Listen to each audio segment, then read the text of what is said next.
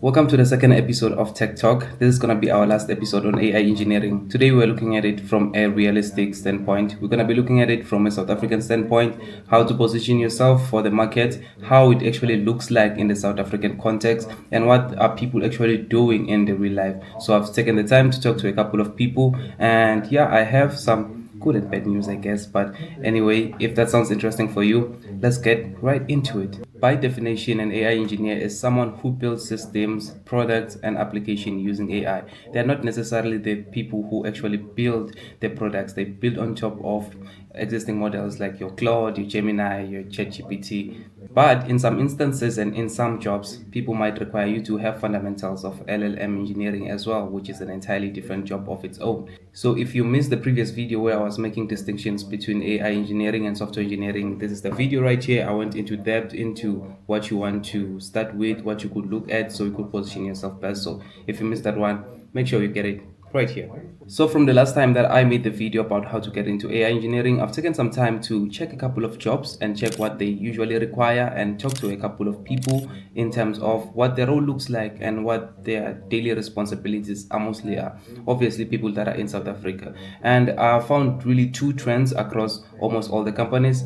The AI engineering is fairly new as a role in South Africa. There's a lot of people that are building outside like enterprise companies and have the role of AI engineering. Mostly are software engineers and that have learned the skills to incorporate AI into their automation or into their system and products. So if we get into the actual role, there's a lot of experimenting going on and companies are still trying to figure out how to actually structure this. And the other part is the more people who are experienced are mostly on a senior level, which have mostly traditional software engineering or software development backgrounds, and they just incorporate the skill of knowing how to deal with the AI and adapting with technology. So they are also, you'll see in their titles, they'll be saying software engineering slash AI engineering. So to be quite clear, there's quite like two trends in the current South African market.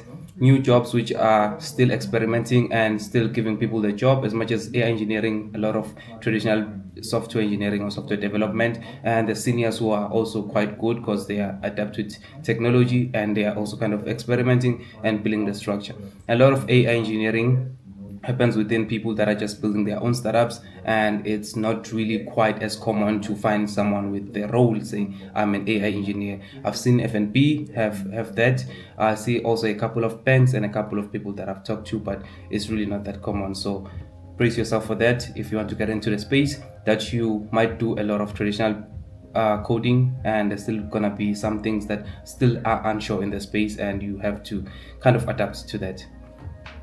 So if you're looking to get into the space, the one thing that you need to prioritize is learning the practical skills. As much as you can do the research and listen to this video, you also need to know what you are talking about or what you have learned and put it into practical skills to build your portfolio for that particular job, which brings us to this portion.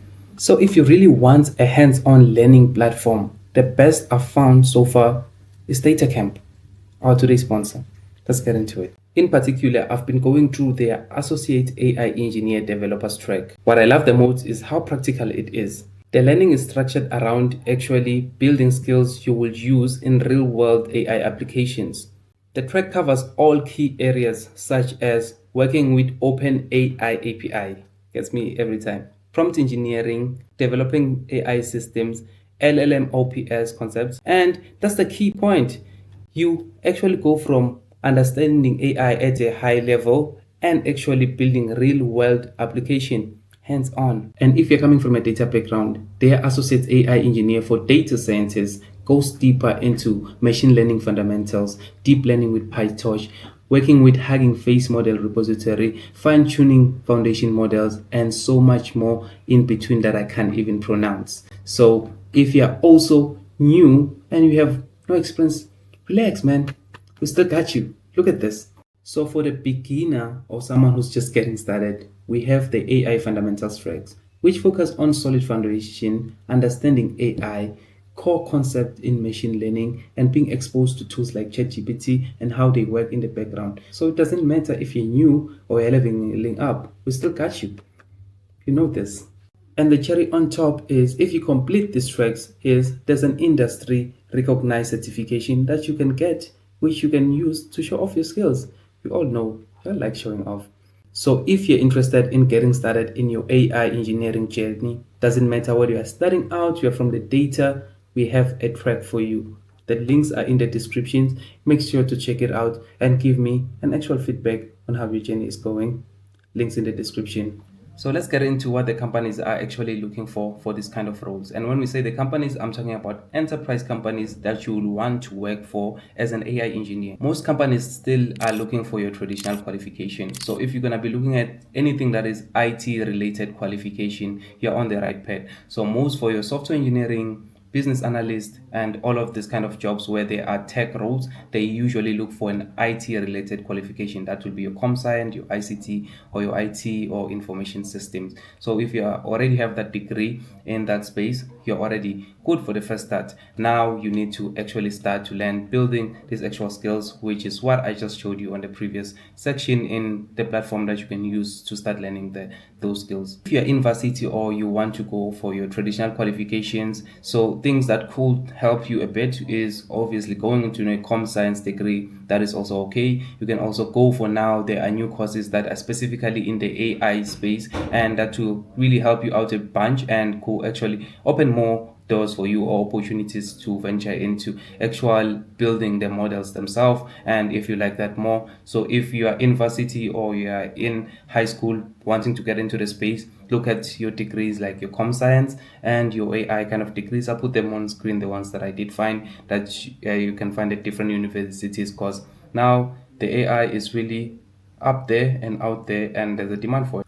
Let's talk about someone who's already a software engineer, software developer, or in the tech space already, and we want to transition into that space of being an AI engineer.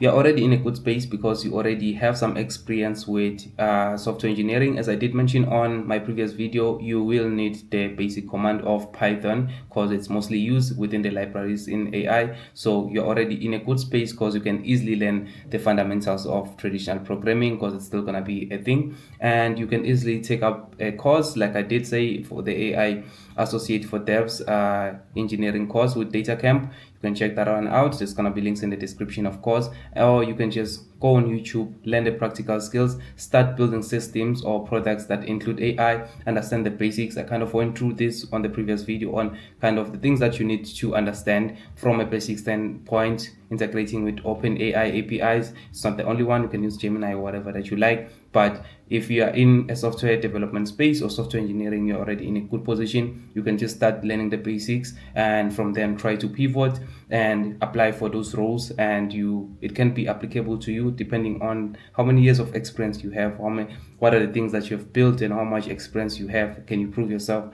within that interview?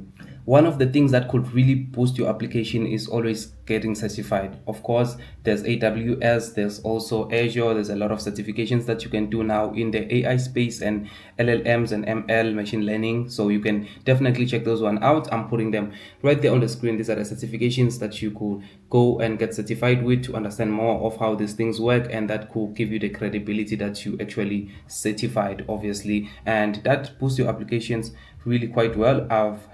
Quite a number of people that I know that have those certifications, and they really help when you are applying as a standpoint from someone who like does not know you as much as you have built whatever that you've built. It kind of gives the credibility to say you've taken your time to research this and know this. So your AWS, your Azure kind of certificates really boost your application. That's mostly it on our AI engineering realistic roadmap. If you want more information on what they actually do, you can check out the video that I made first to understand what steps you need to take. And your first step will be to get practical. Once you have the basic knowledge of what AI engineering is, your research could be, of course, watching my video. You could go over the internet or ChatGPT and do that research, and from then get practical, start incorporating AI into your traditional software, whether it's going to be via integrating with OpenAI APIs and all of those. And from then get certified. If you do have the capacity to do so, get certified. That is really crucial as well. And from then you can start venturing into those spaces.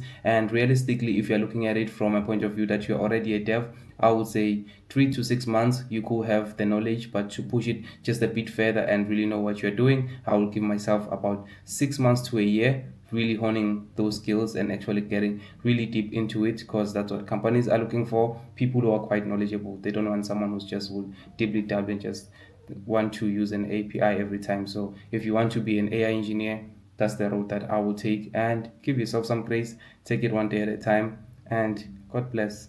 I will see you on the next one. Obviously, the next one will be software engineering because I've gotten quite a number of requests on that. So, Tech Talk episode 3 coming soon. Cheers.